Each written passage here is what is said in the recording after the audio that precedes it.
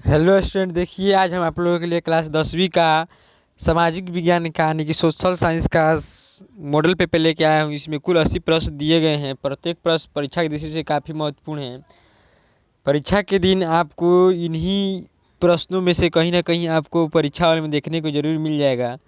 तो आप हमारे चैनल को अगर अभी तक सब्सक्राइब नहीं किए तो सब्सक्राइब जरूर कर लीजिएगा, क्योंकि इस पर लगातार और भी सब्जेक्ट का ऑब्जेक्टिव वीडियो जो कि परीक्षा की दृष्टि से काफ़ी इंपॉर्टेंट है, गेस क्वेश्चंस हैं, उसको हम लोग अपलोड करते रहेंगे।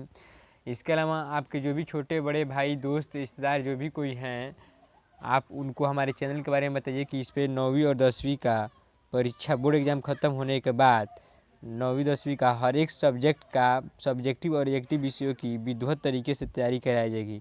तो उनको भी आप हमारे चैनल के साथ जुड़ने के लिए बोल दीजिएगा। हमारे चैनल का नाम है आयरिश स्टडी पॉइंट।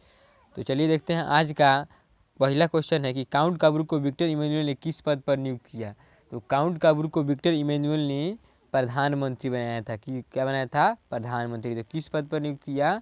सी पर, यानी कि प्रधानमंत्री पर। चलिए देखते हैं, साम्यवादी शासन का पहला प्रयोग कहाँ हुआ था। साम्यवादी शासन का पहला प्रयोग हुआ था रूस में हुआ था। कहाँ? रूस में हुआ था। इसका राइट आंसर क्या हो जाएगा? ये नंबर इसका राइट आंसर हो जाएगा। बोल्शेविक क्रांति कब हुई थी? बोल्शेविक क्रांति नवंबर 1917 में हुई थी। कब? नवंबर 1917 में हुई थी। अगला क्वेश्चन है कि हिंद चीन पहुंचने वाले प्रथम व्यापारी कौन थे। हिंद चीन पहुंचने वाले प्रथम व्यापारी पुर्तगाली थे। कौन थे?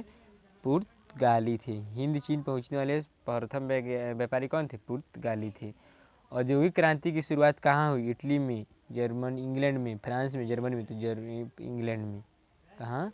इंग्लैंड में। औद्योगिक क्रांति की शुरुआत कहाँ हुई थी? इंग्लैंड में। बी नंबर इसका राइट आंसर हो जाएगा। चलिए आगे देखते हैं, द्वितीय महायुद्ध के बाद यूरोप में कौन सी संस्था का उदय आर्थिक दुष्प्रभावों को समाप्त करने के लिए हुआ? सार्क, नाटो, ओपेक, यूरोपीय संघ। तो यूरोपीय संघ। डी नंबर इसका राइट आंसर हो जाएगा। पाटलिपुत्र किसके समय में मगध की राजधानी बनी? पाटलिपुत्र जो था उदयन के समय राजधानी बनी थी। उदयन के समय। बी नंबर इसका राइट आंसर हो जाएगा।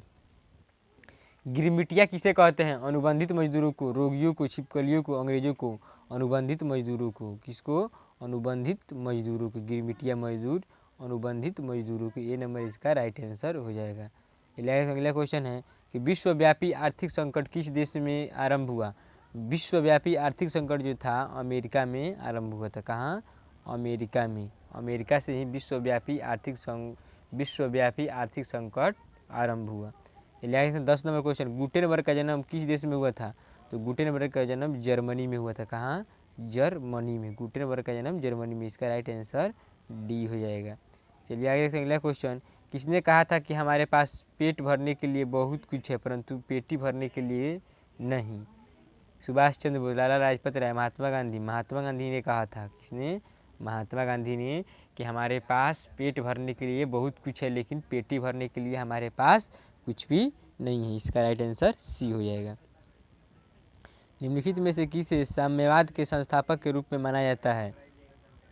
किसको? कार्ल मार्क्स को। किसको? कार्ल मार्क्स को। डी नंबर इसका राइट आंसर हो जाएगा। चलिए आगे देखते हैं, अगला क्वेश्चन है, इस सामंती व्यवस्था से हटकर किस प्रकार की शहरी व्यवस्था की प्रवृत्ति बढ़ी? प्रगतिशील, पर आक्रामक, रूढ़िवादी, शोषणकारी। तो क्या आ जाएगा? बोला कि सामंती व्यवस्था से हटकर किस प्रकार की शहरी व्यवस्था की प्रवृत्ति बढ़ी? तो इसका जो राइट आंसर हो जाएगा ये नंबर प्रगतिशील प्रवृत्ति। कैसा? प्रगतिशील प्रवृत्ति। ये नंबर इसका राइट आंसर हो जाएगा। चलिए देखते हैं, वाष्प चालित रेल इंजन का आविष्कार किया था किसने? जेम्स वाट ने, जॉर्ज स्टीफेंसन ने, रॉबर्ट वुलन ने, अब्राहम लिंकन ने। तो किसने? जॉर्ज स्टीफेंसन ने।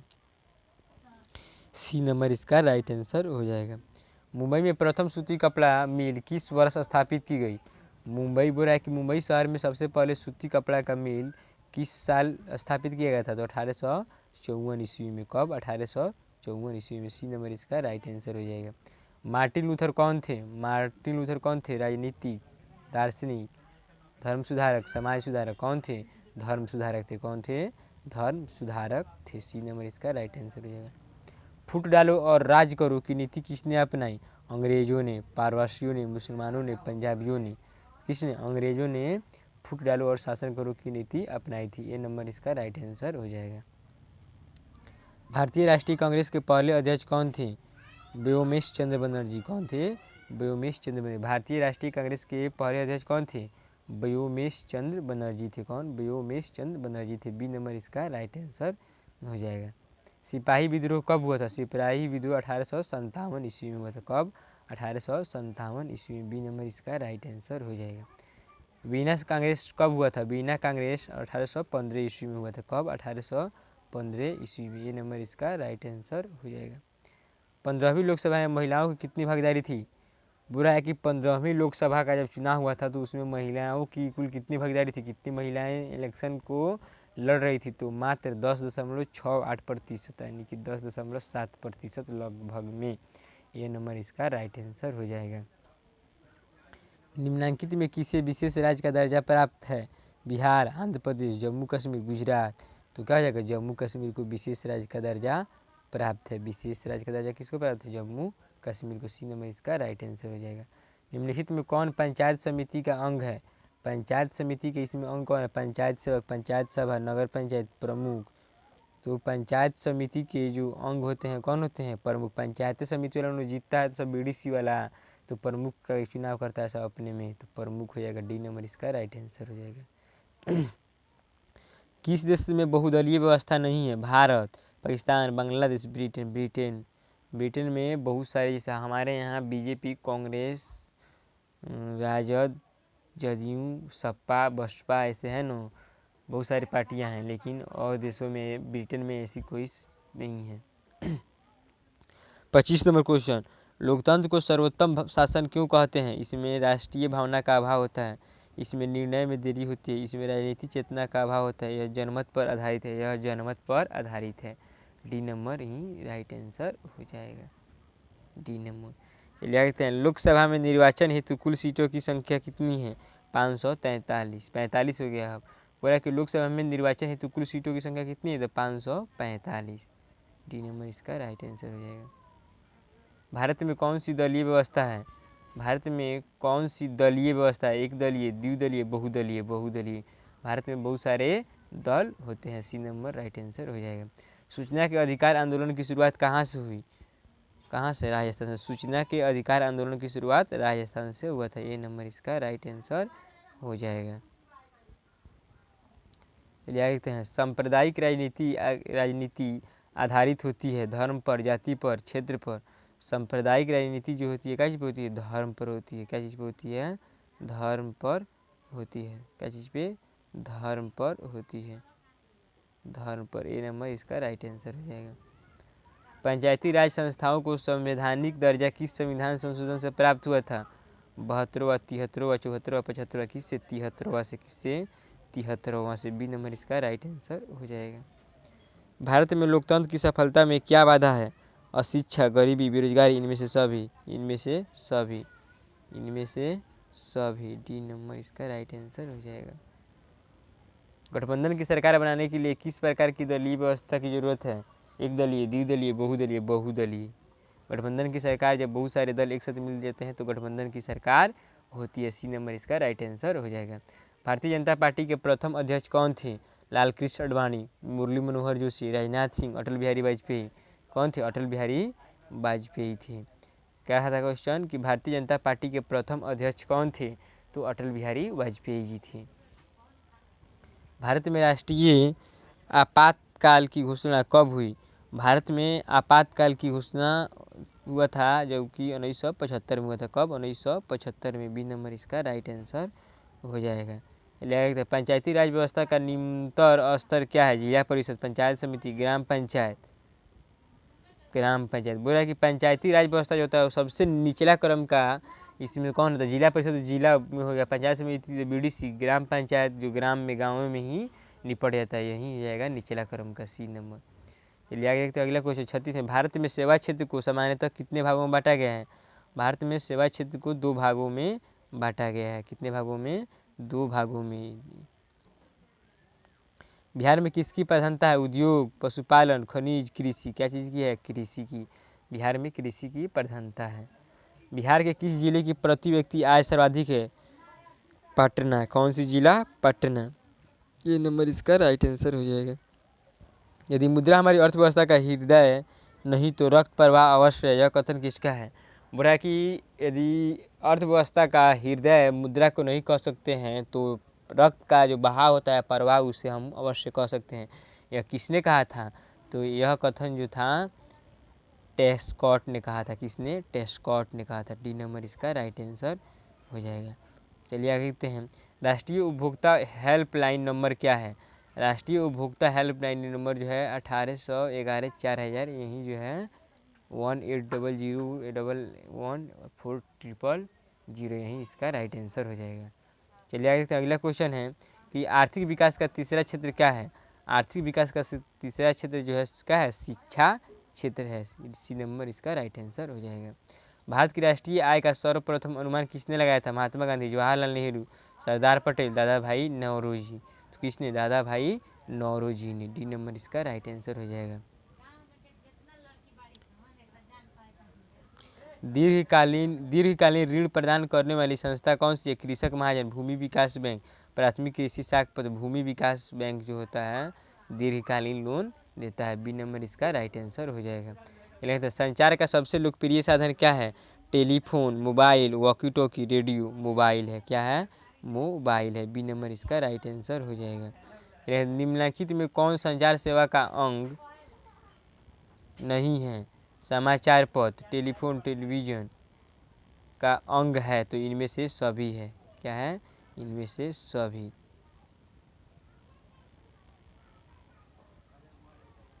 मानवीय पूंजी निर्माण का मुख्य घटक क्या है? मानवीय पूंजी निर्माण का मुख्य घटक स्वास्थ्य सेवा, आवास, शिक्षा, प्रशिक्षण। इनमें से सभी कहा जाएगा। इनमें से सभी हो जाएगा। इनमें से सभी। डी नंबर इसका राइट आंसर हो जाएगा।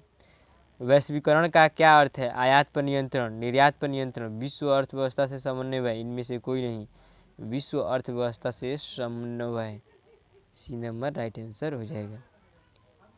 अर्थव्यवस्था के किस क्षेत्र से हरित क्रांति संबंधित है? प्राथमिक क्षेत्र। प्राथमिक क्षेत्र से। किस क्षेत्र से? प्राथमिक क्षेत्र से। कैसे? तो प्राथमिक क्षेत्र को कृषि क्षेत्र कहते हैं और कृषि क्षेत्र से में हरित क्रांति आया था। हरित क्रांति यानी कि गेहूँ की फसल को गेहूँ के उत्पादन को बढ़ाने के लिए थी, इसलिए हरित क्रांति प्राथमिक क्षेत्र के अंतर्गत आएगा। निम्नलिखित में से कौन सा संस्थान भारत में मुद्रा जारी करने के लिए अधिकृत है? Reserve Bank of India. कौन? Reserve Bank of India, RBI। कौन? RBI। निम्नलिखित में कौन हमारे रहन सहन के स्तर को प्रभावित करता है? राजकीय आय, राष्ट्रीय आय, प्रति व्यक्ति आय। प्रति व्यक्ति आय। कौन? प्रति व्यक्ति आय। सी नंबर इसका राइट आंसर हो जाएगा। झारखंड के झरिया क्षेत्र में मुख्यतः क्या पाया जाता है? झारखंड के झरिया क्षेत्र में मुख्यतः कोयला पाया जाता है। क्या? कोयला। डी नंबर इसका राइट आंसर हो जाएगा। निम्न जीवों में कौन केवल भारत में पाया जाता है? मगरमच्छ, डॉल्फिन, व्हेल, कछुआ। तो क्या हो जाएगा? मगरमच्छ। मगरमच्छ जो है सिर्फ भारत में ही पाया जाता है। सीमेंट उद्योग का प्रमुख कच्चा माल क्या है? चूना पत्थर, बॉक्साइट, ग्रेनाइट, लौह अयस्क। तो क्या है? चूना पत्थर है। क्या है? चूना पत्थर। बोल रहा है कि सीमेंट उद्योग जो है उसका सबसे मुख्य कच्चा माल क्या है? जैसे चीनी मिल होता है उसका सबसे प्रमुख कच्चा माल क्या है? तो ईंख है। ठीक उसी तरह सीमेंट उद्योग का कच्चा माल क्या है? चूना पत्थर है। भारत में किस खनिज का अभाव है? तो भारत में लेड का अभाव है। क्या चीज़ का? लेड का अभाव है। चलिए आगे देखते हैं। कांटी तापीय विद्युत परियोजना किस जिला में स्थापित है? तो कांटी तापीय परियोजना जो है मुजफ्फरपुर जिला में स्थापित है। वैसे भी कांटी जो पड़ता है मुजफ्फरपुर से थोड़ा सा नज़दीके में पड़ता है, आसपास में 4-5 किलोमीटर के आसपास में पड़ता है। कांटी एक जगह का नाम है जो कि मुजफ्फरपुर के आसपास में पड़ता है और कांटी तापीय परियोजना मुजफ्फरपुर में ही आता है।